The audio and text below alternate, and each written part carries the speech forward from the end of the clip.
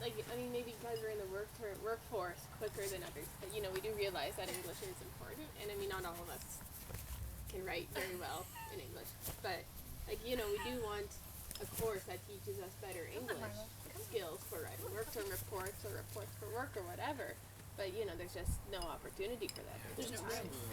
Yeah. No, so I don't know. It's a really good question, Robert, and I think it really depends on the prof and the prof's philosophy on this, because as a TA I have no power. I mark according to a rubric, and I mark according to, you know, the prof would say, no, if they have the concept there, give them a mark. And I'd be like, okay, the concept's there, but it's not a complete sentence, or it's not a grammatically correct sentence.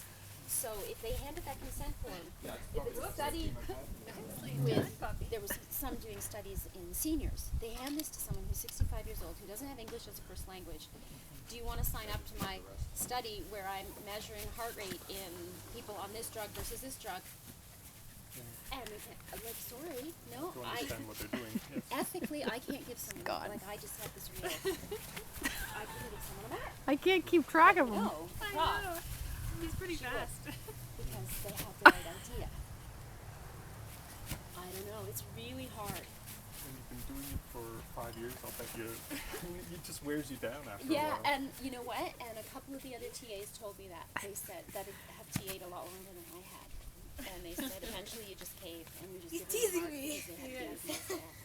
That's what he does when he I don't know. come in at night. I don't know. So I don't know what this course is. It's papers. And the last paper they're handing in is 10 and 12 pages, 10 to 12 pages, and I'm going to have 75 of these things tomorrow. That's really exhausting, and I know that. Especially the ones that can't write well. It's going to be really hard tomorrow to keep reading 12-page papers that are really written. Oh, it's eating the grass.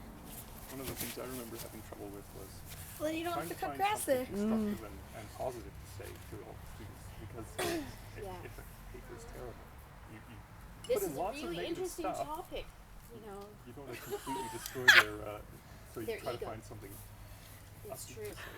But you can't write the same thing on every page. And especially for group projects as well. Things like, you know, you're stuck in a group of people that, I mean, you're giving them on a list. You don't have a choice. So whatever, that's fine.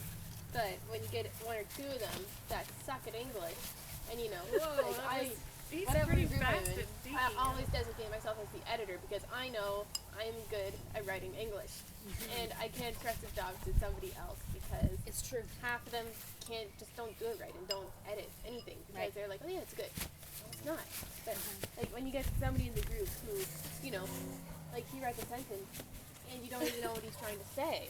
And I told all of them, the class I taught, I said to them, Oh, he's tired. once you finish your paper, read it to yourself out loud. And then get someone else Who, to Marlowe read or it out Sam? loud too.